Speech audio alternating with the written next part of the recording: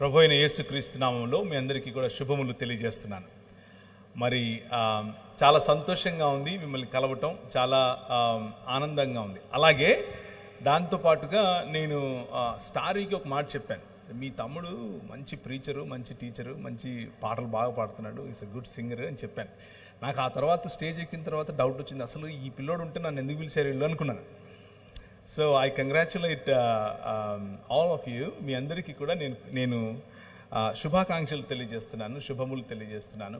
దేవుడు మీ మధ్య ఒక మంచి దైవజనుడిని తయారు చేస్తూ, ఒక మంచి దైవజన కుటుంబంలో భాగంగా ఆయనను నిలబెడుతున్నందుకు మరి దేవుని యొక్క సన్నిధి మీకు బలంగా లభించటానికి ఆయనను తర్బీదు చేస్తున్నట్లుగా కూడా నమ్ముతున్నాను. అయితే దేవుని వాక్యంలో నుంచి కొన్ని విషయాలు మీ ముందుంచే ప్రయత్నం చేస్తాను.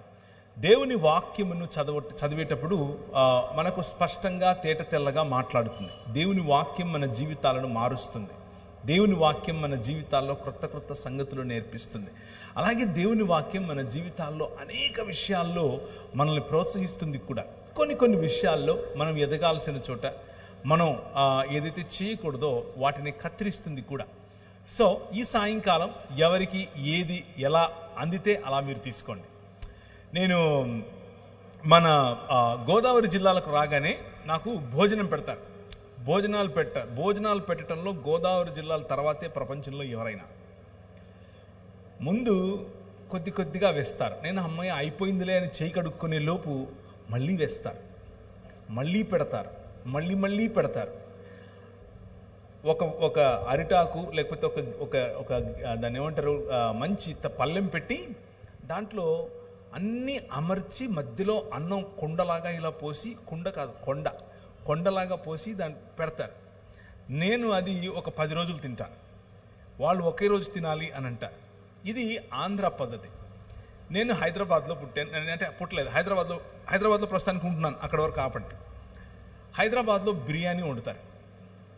ఇలా బాగా అరేంజ్ చేసి పెట్టరు, అన్నీ కలిపేసి ఏది కనిపించకుండా పళ్ళెంలో వేసేసి ఇదే మంచిది వేసేసుకోండి అని చెప్తారు. ఎవరు ముక్కలోడు ఏరుకోవాల్సిందే. సో ఈరోజు నేను చెప్పబోయే మాట బిర్యానీ లాగే ఉంటుంది. మీకు కావలసినవి మీరు ఏరుకోవటమే, మీకు తగిలేవి మీరు తీసుకోవటమే. మీరెవరూ నాకు తెలియదు కాబట్టి, ఆబ్వియస్గా మీ గురించి నాకు తెలియదు కాబట్టి మీకు నేను చెప్పట్లేదు, వాక్యం చెప్తున్నాను. మీకు ఏది నచ్చితే అది తీసుకోండి. కానీ నా హృదయంలో ప్రభు బలంగా నా హృదయంలో పెట్టిన మాటలు ఈరోజు చెప్తాను. నేను యాక్చువల్గా ఈరోజు మధ్యాహ్నం 2:45కు బయలుదేరితే 8:15కంతా ఇక్కడికి వచ్చాను. అంటే ఒక 6 గంటల 10 నిమిషాలు అంత సమయంలో నేను ఇక్కడికి చేరుకున్నాను. మంచిగా ప్రిపేర్ అయితే వచ్చాను. నేను ఎప్పుడు వాక్య పరిచయం చేయడానికి నాకు ప్రభు అవకాశం ఇచ్చిన మొట్టమొదటిసారి ప్రభు కోసం నిలబడి నేను వాక్యం చెప్తున్నాను అన్న కసితో మాట్లాడతాను. ఇక్కడికి వచ్చిన తర్వాత నేను ప్రిపేర్ అయినది చెప్పాలి అన్నది నాకు అలాంటి లీడింగ్ లేదు. దేవుడు నాకు అలాంటి నడిపింపు ఇవ్వటం లేదు. నా మనసులో వేరే కొన్ని అంశాలను ఉంచాడు. ఆ అంశాలనే మేము ఉంచే ప్రయత్నం చేస్తాను. ఇది స్పష్టంగా స్వచ్ఛంగా నా హృదయంలో నుంచి వస్తున్నటువంటి ఈ సంఘం కోసం, అలాగే మనందరికీ ఉపయోగపడే మాటలుగా ఉండాలి అని నేను మనస్ఫూర్తిగా ఆశిస్తున్నాను. అయితే ఒకసారి హెబ్రీయులకు రాసిన పత్రికలో నుంచి ఒక మాట చదివి ఆ తరువాత నేను ఎన్నుకున్నటువంటి పాఠ్యభాగం వైపుకు నేను వెళతాను. హెబ్రీ పత్రిక మనం గనక ఆఖరి అధ్యాయం అనగా 13వ అధ్యాయం గనక మనం చూస్తే మనకు స్పష్టమైనటువంటి కొన్ని మాటలు కనిపిస్తాయి. మీకు దేవుని వాక్యమును బోధించి, 7వ వచనం గురించి మాట్లాడుతున్నాను. మీకు దేవుని వాక్యమును బోధించి మీ పైన నాయకులుగా ఉన్న వారిని జ్ఞాపకము చేసుకుని వారి ప్రవర్తన ఫలమును శ్రద్ధగా తలంచుకొనుచు వారి విశ్వాసమును అనుసరించండి. ఇది ఒక దగ్గర పెట్టుకోమంటారా? సరిపోతుందా? ఓకే. ఇది దేవుడు మనకిస్తున్నటువంటి ఒక ఆజ్ఞ. దైవజనులను, మనకు వాక్యము బోధించిన వారిని, మనకంటే ముందు నడిచిన వారిని మనం జ్ఞాపకం చేసుకోవటం అది తప్పు కాదు, అది మంచిది, అది ఆశీర్వాదకరం. అది చేయదగినది మాత్రమే కాదు, చేసి తీరవలసినటువంటి ఆజ్ఞ. కనుక మీకు వాక్యోపదేశం చేసిన వారు, మీ పైన నాయకులుగా ఉన్నవారు, మీ కొరకు శ్రమించిన వారు, మీ కొరకు తమ జీవితాలను విత్తిన వారిని జ్ఞాపకం చేసుకోవటం దేవుడు మనకిస్తున్నటువంటి బాధ్యత, బాధ్యతతో కూడినటువంటి ఆశీర్వాదము కూడా. ఇలా నీతిమంతులను జ్ఞాపకం చేసుకున్నప్పుడు నీతిమంతుల పట్ల వారి ప్రవర్తన ఫలమును మనము కలిగి ఉండేందుకు, వారి విశ్వాస జీవితమును అనుసరించేందుకు, శ్రద్ధగా అనుసరించేందుకు ప్రయత్నం చేసినప్పుడు మనకు ఆశీర్వాదం, ఆ ఆశీర్వాదం మనం కోల్పోకూడదు ఎప్పుడు కూడా. ఆ ఆశీర్వాదం మనలో ఎప్పుడూ ఉండేట్లుగా మనం ప్రయత్నం చేయాలి. మన ముందు నడిచినటువంటి దైవజనులు అనేకులు మనకు వాక్యోపదేశం చేశారు.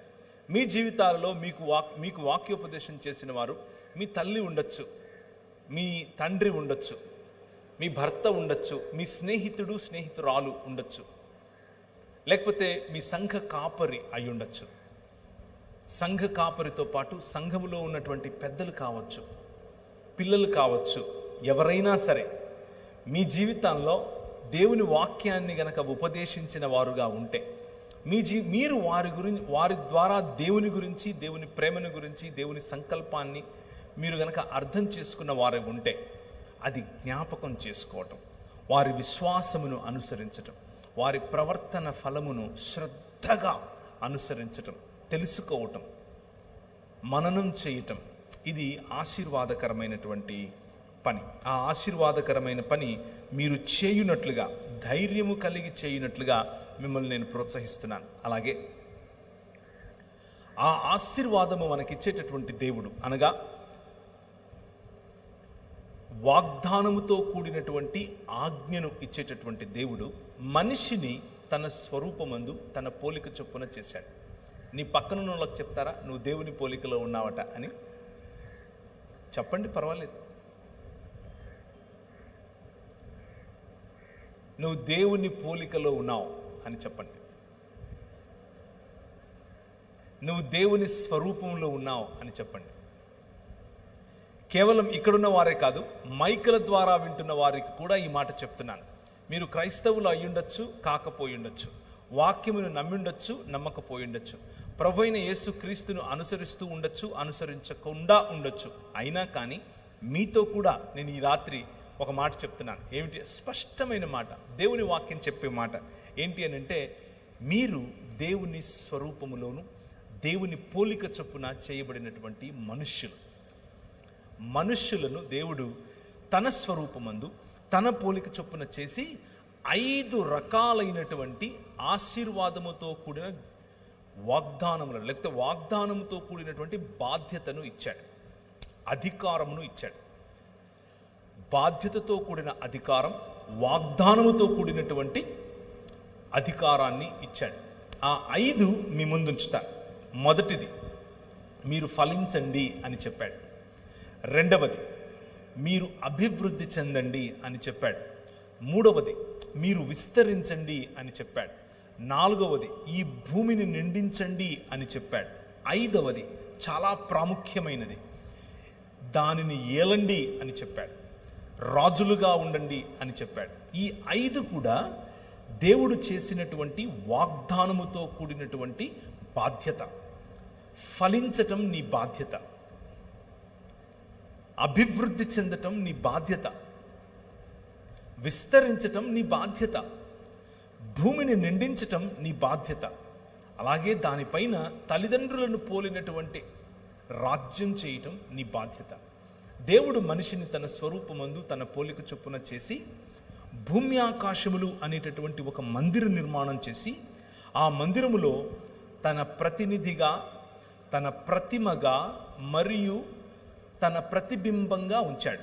3 పదాలు: తన ప్రతినిధిగా, తన ప్రతిమగా మరియు తన ప్రతినిధిగా లేదా ప్రతిబింబంగా ప్రాణ ప్రతిష్ఠ చేసి ఆ ఆలయంలో ఆ ప్రాణ ప్రతిష్ఠ చేసినటువంటి మనిషిని ఉంచాడు. నువ్వు ఏలు అన్నాడు. నాకు ప్రతిగా, నాకు యాజ్ ఎ రిప్రజెంటేటివ్, నా ప్రతినిధిగా, నా ప్రతిబింబముగా, అలాగే నా స్వరూపము నా పోలిక చొప్పున ఉన్నావు కాబట్టి నా ప్రతిమగా ఈ ప్రపంచాన్ని ఏలు అని చెప్పాడు. ఇది మనకి ఇవ్వబడినటువంటి బాధ్యతతో కూడినటువంటి ఆశీర్వాదం.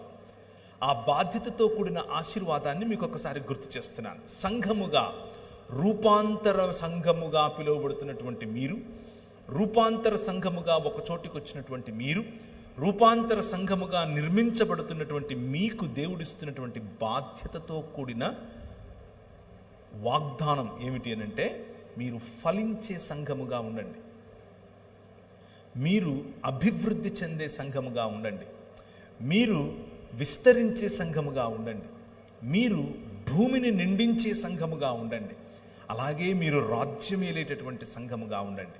ఇది దేవుని పిలుపు. ఇది ఆదికాండం 1వ అధ్యాయంలో నుంచే మీకు చెప్తున్నాను. క్రొత్త విషయాలేవి కాదు, మీరు ఎప్పుడూ చదివేవే. అది మన పిలుపు. అయితే దేవుడు ఏర్పరిచినటువంటి ఈ మందిరములో, అనగా భూమి ఆకాశములు అనే ఈ మందిరములో ఏర్పరిచినటువంటి నీకు దేవుడిచ్చినటువంటి బాధ్యతను మనిషి మరిచిపోయి, మనిషి తిరస్కరించి దేవునికి దూరమయ్యాడు. దూరమైనటువంటి దేవుడు తన సొంత ఆలోచనలతో అభివృద్ధికి, ఫలితానికి, లేకపోతే ఫలానికి, విస్తరించటానికి